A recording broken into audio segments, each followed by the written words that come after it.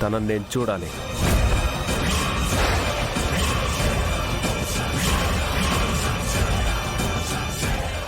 ఏం మాట్లాడుతున్నావు అమరేంద్ర?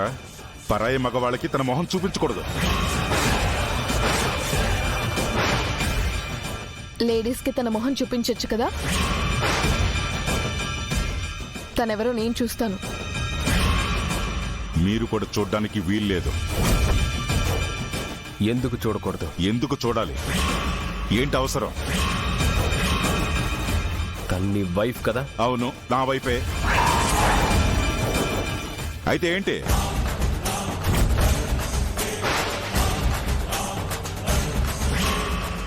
తనని మేము చూడాలి. తన గురించి మేము తెలుసుకోవాలి.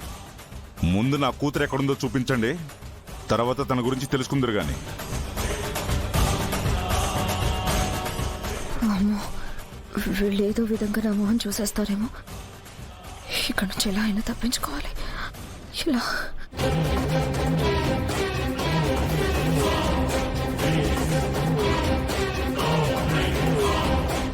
ఏమండి, తను వెళ్ళిపోతుంది.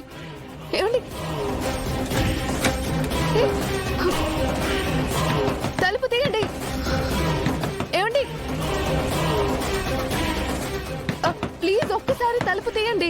బాకీ గారు, ఇదేమైనా మీకు మర్యాదగా ఉందా? పరాయి వాళ్ళ ఇంటికి వచ్చి ఇలా ప్రవర్తించడం మీకు కరెక్టా?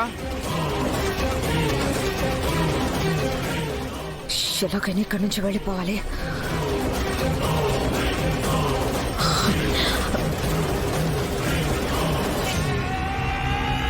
అమరేంద్ర గారు, ఇలాగే నేను మీ ఇంటికి వచ్చి మీ ఆడవాళ్ల పట్ల మేము ఇలా బిహేవ్ చేస్తే మీరు ఊరుకుంటారా? చూడు రణ్వీర్, నీ పాప ఖచ్చితంగా దొరుకుతుంది.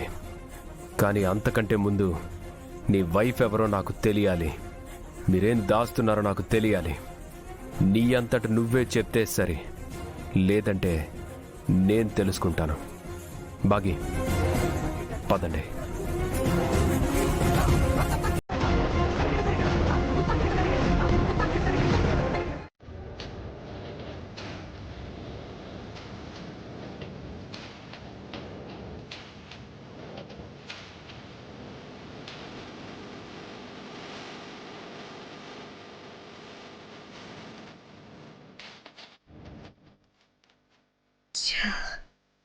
ఇంకా ఎన్నాళ్ళిలా ఎత్తులకి పై ఎత్తులు వేస్తూ నా నిజ స్వరూపం అమర్కి తెలియకుండా తప్పించుకొని తిరగాలో అర్థం కావట్లేదు.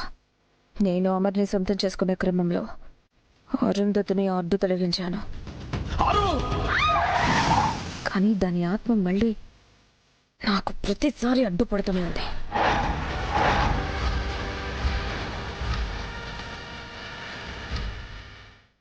అదృష్టం కలిసొచ్చి అమరేంద్ర లైఫ్లోకి వచ్చిన బాగీని దాని ఒక్క దగ్గరికి పంపిద్దాం అనుకుంటే ప్లాన్ చేసిన ప్రతిసారి ఫెయిల్ అవుతూనే ఉంది.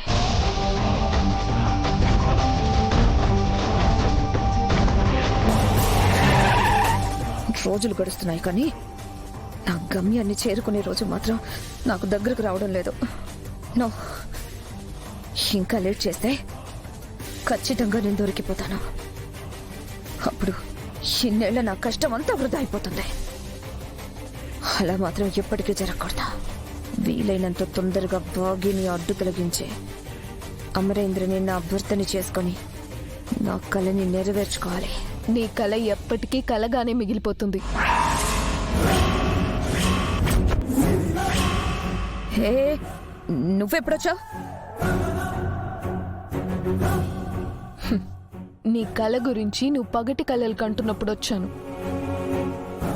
నావి పగటి కళలు కాదు, నేను సాధించబోయే విజయాలు. పిచ్చి మనోహరి, లోకంలో నీలాంటి వాళ్ళందరూ ఏమీ చేయలేకపోయినా ఏదో చేసేయాలనే అత్యాశతో, వాళ్ళకి కాని వాటిని దక్కించుకోవాలన్న దుర్బుద్ధితో నీచమైన పనులు చేస్తూ అవసరమైతే హంతకులుగా కూడా మారుతూ ఉంటారు. మాటలు జాగ్రత్తగా రాని. ఎవరిని హంతకురాలంటున్నావు? నిన్ను కాదు, నీలాంటి వాళ్ళని అంటున్నాను. దానికి నువ్వెందుకు ఉలిక్కి పడుతున్నావు? కొంపతీసి నువ్వెవరినైనా హత్య చేయడం కానీ లేదా చేయించడం కానీ ఇలాంటివేమైనా చేశావా? బాగి, మాటలు మర్యాదగా రానివ్వు. ఒరవకు.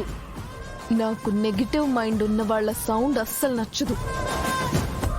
నేను చెప్పేది మాత్రం సైలెంట్గా విను, అంతే. చూడు, లైఫ్లో మనం ఎన్నో అనుకుంటాం. మనం అనుకున్నవన్నీ అనుకున్నట్టుగానే జరగాలని రూల్ ఏం లేదు. ఏది మనకి రాసి పెట్టుంటే అలా జరుగుతుంది. నీ లైఫ్లో నువ్వు ఒకటి కావాలి అనుకున్నావు, కానీ అది నీ తలరాతలో లేదు. మరొకరికి సొంతం. కొంతమంది మిలిటెంట్స్ సిటీలోకి ఎంటర్ అయినట్టు ఇన్ఫర్మేషన్ వచ్చింది అమరేంద్ర.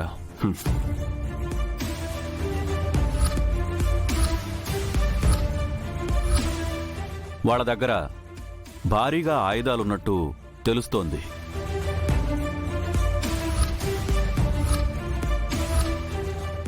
హైదరాబాద్లో అంతకుముందు వరుస బ్లాస్టులు జరిగినట్టుగా ఇప్పుడు కూడా ప్లాన్ చేస్తున్నట్టు ఇంటెలిజెన్స్ రిపోర్ట్. టీంని నువ్వే లీడ్ చేయాలి అమరేంద్ర.